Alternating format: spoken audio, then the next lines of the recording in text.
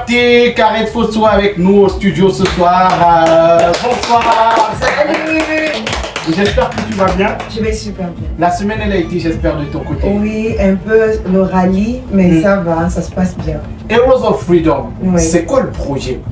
Le projet s'est adressé aux jeunes comme vous qui n'étaient pas là lorsque Wandje Oumiobe, Mangabel et tous nos aïeux qui ont combattu contre la colonisation et l'impérialisme occidental, lorsqu'ils ont sacrifié leur vie, ils en sont morts, on les a tués pour ça. Et je me suis rendu compte d'un fait, c'est que vous, cette génération, vous êtes très peu informés, mais ce n'est pas votre faute. L'information ne tombe pas du ciel, c'est la faute de nous, vos adultes, vos aînés. On ne vous a pas transmis cela et je me suis dit, il est temps qu'on vous transmette votre vérité, votre histoire. Et c'est pour ça que moi j'ai décidé de faire une démarche artistique pour vous parler de tous vos ancêtres lorsque vous n'étiez pas encore nés, qui se sont battus pour que vous ayez la liberté d'être à la radio aujourd'hui. Parce qu'à l'époque, vous ne pouviez même pas. On vous appelait les indigènes, il y avait les colons qui étaient arrivés au Cameroun. Ils ont décidé que désormais, non, qui sont arrivés dans un territoire, le nôtre, ils ont décidé que ça va s'appeler Cameroun. Ils décidaient de tout, qui va à l'école, qui fait quoi, qui a le droit de parler, de qui sera président, qui sera président, qui sera ministre. Et il est toujours là. Voilà, donc ces parents-là ont dit, nous on va se bagarrer pour que ça n'existe plus, pour avoir une liberté totale. Malheureusement, comme il y a toujours les traîtres parmi nous, on les a tués avec l'aide toujours des Camerounais. Ils en sont morts parce qu'il y a des Camerounais qui ont accepté de trahir et de prendre le pouvoir sans accepter cette liberté totale, quoi. Et c'est pour ça qu'on est dans les problèmes que vous voyez aujourd'hui. Vous savez, votre monnaie, on la fabrique en France. Le cacao, vous ne pouvez pas décider du prix, c'est eux qui décident. Donc nous sommes encore sur le joug occidental. Il est temps qu'on sorte de là, mais avant de sortir de là, il est temps de connaître son histoire. C'est ça qui va vous permettre de mener des combats. Connaître notre histoire, connaître notre vraie histoire, cette histoire-là qui naît avant la colonisation. Exactement. Parce que tu le dis d'ailleurs sur les réseaux sociaux depuis un bon moment, c'est que l'histoire que l'Africain connaît aujourd'hui, c'est l'histoire qui part de la colonisation. Exactement. Et parfois c'est une histoire qui est mal racontée. Ce n'est pas la vraie histoire. Et tu parles également de culture dans Heroes of Freedom.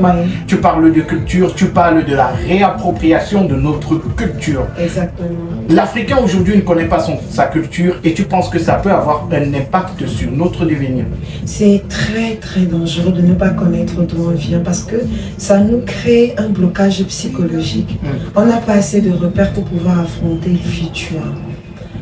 Si nous apprenons par exemple à mon fils qui est là, si je lui explique qu'on peut aimer la patrie au point d'en mourir, qu'il n'y a pas quelque chose qui soit au-dessus de la nation, que l'amour pour la nation n'a pas de prix, il va se demander mais de quoi est-ce qu'elle parle la tata?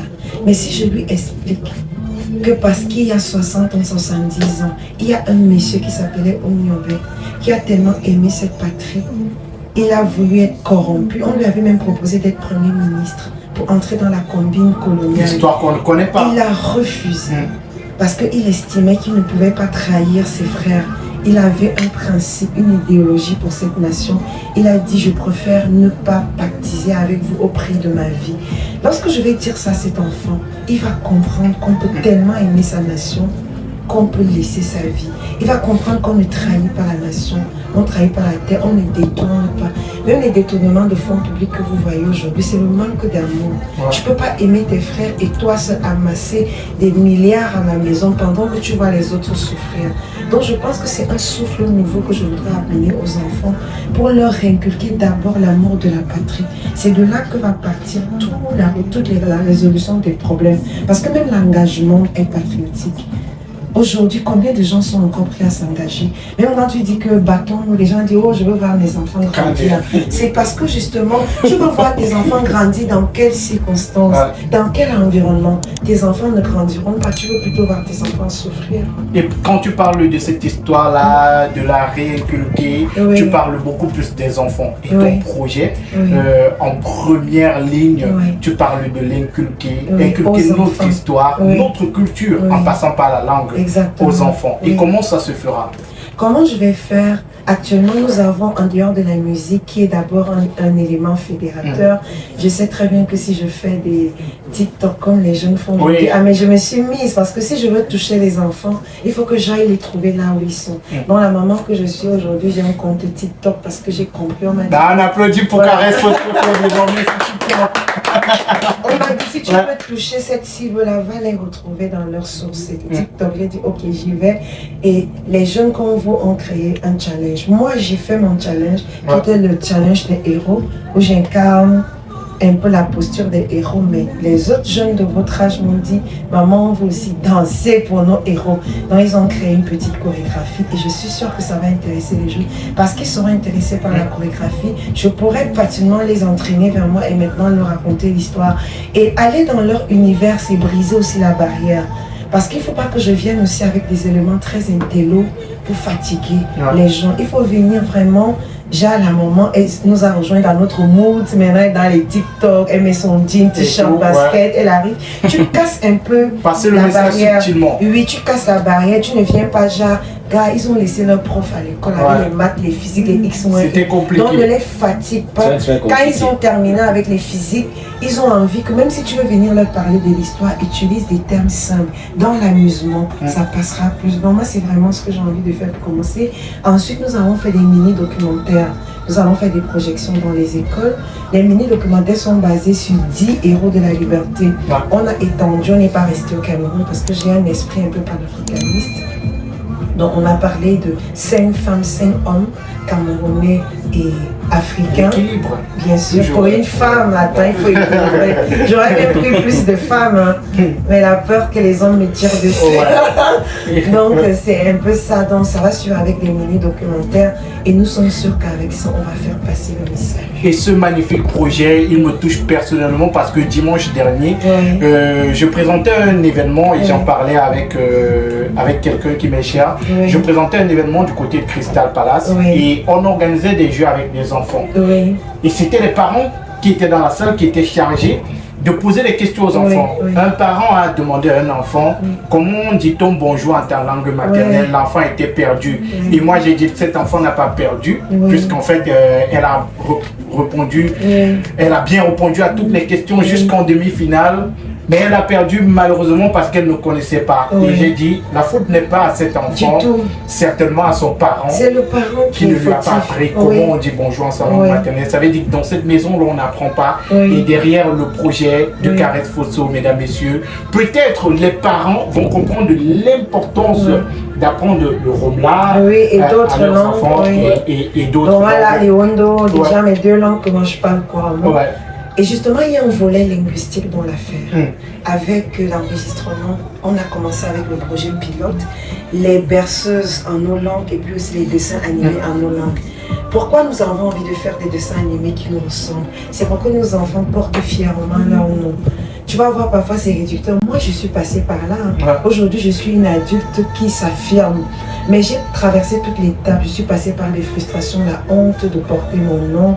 Que quand ta maman a t'appelé, ton petit gars est là. Elle dit Photo Tchanga. Tu as envie juste de l'ignorer, de dire que je ne la connais pas, quoi. Et donc, tu vois, je veux décomplexer nos enfants. Je veux qu'on passe. Et ça passe par les dessins animés. Imagine si tu as les dessins animés à la hauteur de ce que nous voyons sur des chaînes étrangères. Ceux qui font la promotion des choses qui sont interdites chez nous. Vu un peu ce qui se passe maintenant et qu'à l'intérieur on attend les gens qui s'appellent manga, Nyobe, Kanya, Eso, Photo. Ça sera magnifique. Tu vois, et puis maintenant, ça, du coup, dans les dessins animés, ça va les décomplexer. Ils vont porter fièrement leur nom. C'est une question d'habitude. Vous savez, c'est l'habitude. Même les cheveux crépus, les femmes ne les portent pas parce qu'elles ne s'identifient pas. On ne permet pas aux gens de s'identifier. Moi, la dernière fois, quand ma fille me parlait, je sors la photo de Miss Univers de l'année passée. Elle était sud-africaine, avec de jolis cheveux, un beau corps. Je lui dis, regarde, le monde entier, l'univers a dit que c'est elle la plus belle. Il faut que nous permettons à décomplexer nos enfants. Et Abraham, il connaît mes filles, elles ont que des cheveux crépus. Vous avez peut-être vu ma dernière fille sur The Voice Africa, elle s'appelait d'ailleurs. The Voice Kid. The Voice Kid. vous avez remarqué, elle avait des cheveux courts, elle était une jeune fille africaine. Les gens ont du mal à s'accepter, à s'aimer tels qu'ils sont.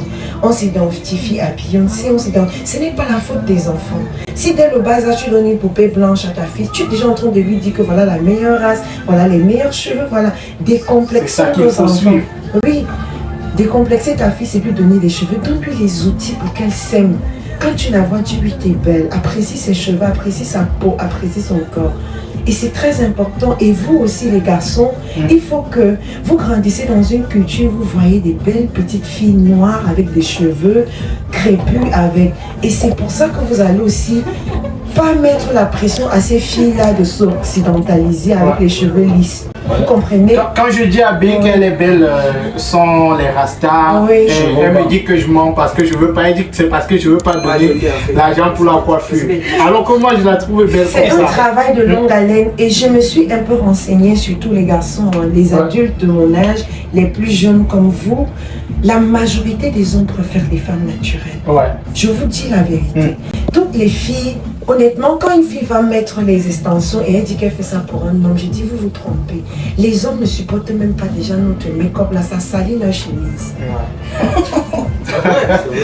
Alors les amis, c'est un gros projet, c'est un projet qui ne se limite pas uniquement au Cameroun, mais à toute l'Afrique. Parce que bien sûr, ça parle de nos héros, ça parle de notre culture, ça parle de qui nous sommes.